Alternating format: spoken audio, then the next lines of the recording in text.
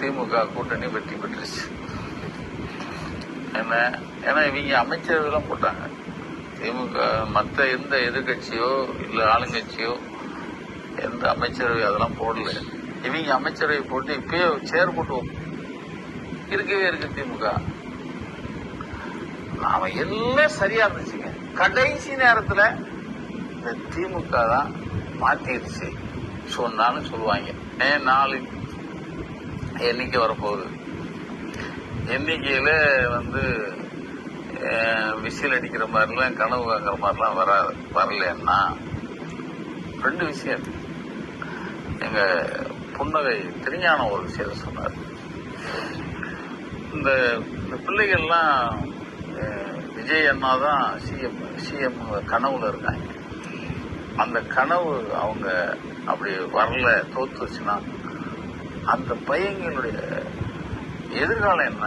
அது ஏதாவது தவறான நடவடிக்கை போயிடக்கூடாது. அதை முதல்ல கண்காணிக்கணும்னு அவர் ஒரு எச்சரிக்கை கொடுத்துருக்காரு.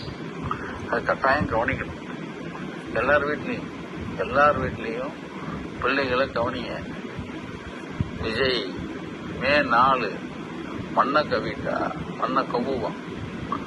கவுனா இந்த குழந்தைகள் இந்த முழுவில் பயன்படுத்துற மாதிரி அந்த குழந்தைகள் வேறு ஏதாவது தவறான நடவடிக்கை போயிடாம இருக்கிறதுக்கு கவனிங்க அப்படின்னு நம்ம திருஞானம் சொல்லியிருப்பார். அது ரொம்ப நம்ம கவனத்தில் எடுத்துக்கணும். அடுத்து மே 4 திமுக கூட்டணி வெற்றி பெற்றுச்சு. ஏன்னா இவங்க அமைச்சரவைலாம் போட்டாங்க. திமுக மற்ற எந்த எதிர்கட்சியோ இல்ல ஆளுங்கட்சியோ எந்த அமைச்சரவை அதெல்லாம் போடல. இவங்க அமைச்சரவை போட்டு இப்பயே சேர் போட்டு உட்காந்துட்டாங்க. பனையூர்ல இப்ப அமைச்சரவை நடக்குது. சிஎம் அவர் உட்கார்ந்துருக்காரு. இப்ப மே 4 இதெல்லாம் போட்டுக்குச்சுன்னா இருக்கவே இருக்கு திமுக. நாம எல்லாம் சரியா இருந்துச்சுங்க. கடைசி நேரத்துல இந்த திமுக தான் மாத்திருச்சு சொன்னாலும் சொல்லுவாங்க. மே 4. வணக்கம் அன்பு சொந்தங்களே. நேற்றுக்கு நக்கீரன் கோபால் இருக்கா இல்லைங்களா, அவரு ஒரு அறிக்கை விட்டுருக்காரு. பேரண்ட்ஸுக்கெல்லாம் ஒரு அறிக்கை. விஜய் தோற்று போயிடுவார், நீங்கள் உங்கள் பிள்ளைகள்லாம் பத்திரமா பார்த்துக்குங்க, குழந்தைங்கள்லாம் பார்த்துக்குங்க, உங்களுக்கு நெறி சொல்லி கொடுங்க அப்படி இப்படின்னு பேசியிருக்காரு. அப்புறம் விஜய் தோற்றுருவாருன்னா ஓட்டை மாற்றிட்டாங்கன்னு சொல்லிட்டு திமுக மேலே நீங்கள் பாரத்தை போடாதீங்க அப்படின்னு சொல்லி பேசியிருக்காரு. அதாவது நுணலும் தன் வாயால் கெடும் என்பது போல ரிசல்ட்டு 4ஆம் தேதி அது என்ன நடக்குதோ ஆண்டவன்கிட்ட வழி. இவரு நேற்றுக்கு திடீர்னு இது ஒரு மாதிரி மக்கள் மனசு புண்படும் வகையில், இந்த பேரண்ட்ஸ் எல்லாம் கொஞ்சம் அச்சப்படுற வகையில் பேசியிருக்காரு. அதாவதுங்க, உலகமே அறிஞ்ச விஷயம், 90% ஓட்டு விஜய் அவர்களுக்கு தான் பதிவாயிருக்குன்னு எல்லாருக்குமே தெரியும். ஏன்னா யாரும் புதுசாக ஒரு ஆட்சி வரட்டும், புதியவருக்கு வாய்ப்பு கொடுப்போம், கட்சி பாரபட்சமின்றி புதியவர் வந்தால் நல்லாயிருக்கும், புதியவருக்கு வாய்ப்பு கொடுப்போம் சொல்லிட்டு யாரை கேட்டாலும் நாங்கள் புதியவருக்கு தான் போட்டிருக்கோம்.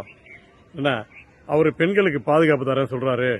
அது ரொம்ப முக்கியமான விஷயம். அந்த கஞ்சா, இந்த போதைப் பொருள்லாம் சுத்தமாக ஒழிச்சிருவேன், அதுக்குன்னு தனியாக ஒரு விங் உருவாக்கி அவங்க மூலயமா நடவடிக்கை எடுப்பேன், ரொம்ப கண்டிஷனாக இருப்பேன் நான். ஏன்னா பெண்கள் தான் முக்கியம். அதாவது பெண்கள் என்பது தாய்மை. அந்த குறை சொல்கிறான் பாருங்க, அவனும் ஒரு பெண் வயிற்றுல தான் பிறந்திருப்பான். அதை மறந்துடுவான். அம்மா வயிற்றுலேருந்து பிறந்தது அம்மாவே மறந்துடுவான போட்டிருக்கு. அந்த பெண்மைக்கு ஒரு பயம் ஊட்டுற மாதிரி, உங்கள் குழந்தைங்களை பத்திரமா பார்த்துக்குங்க அப்படிங்கிறது பயம் காட்டுற மாதிரி இருக்கு. ஐயா, நீங்கள் உங்கள் பசங்களை பார்த்துக்குங்க, ஆனால் அவங்க தான் விஜய்க்கு ஓட்டு போட்டிருப்பாங்க. உங்கள் மனைவி குழந்தை குட்டி இருந்ததுன்னா அவங்க கண்டிப்பாக விஜய்க்கு ஓட்டு போட்டிருப்பாங்க. அவர் அந்த முகம் ஒரு கவர்ச்சியான முகம், அதுவும் அன்பு நிறைந்த முகம். பார்க்கறதுக்கு யாருமே அவர் மேலே அன்பு வச்சிருவாங்க. நீங்கள் அவர் குடும்பத்தையே பிரித்து விட்டீங்க, இடமா பேசி என்ன அதை கூட பொருட்படுத்தலை. என்னென்னமோ இடையூறு பண்ணீங்க. இடையூறுக்கு அளவே இல்லை. இதனால தான் மக்கள் அவர் மீது பற்று அதிகமானதுக்கு காரணம் நீங்கள் பேசின பேச்சு. அவரை எங்கேயுமே விடலை. எங்கே போனாலும் தடை சொல்லிட்டு அந்த கூட்டத்தை பார்த்து நீங்கள் பயந்துட்டீங்க, நெரிசல் ஆகிட்டீங்க. சரிங்க, ஏதோ முடிஞ்சிடுச்சு.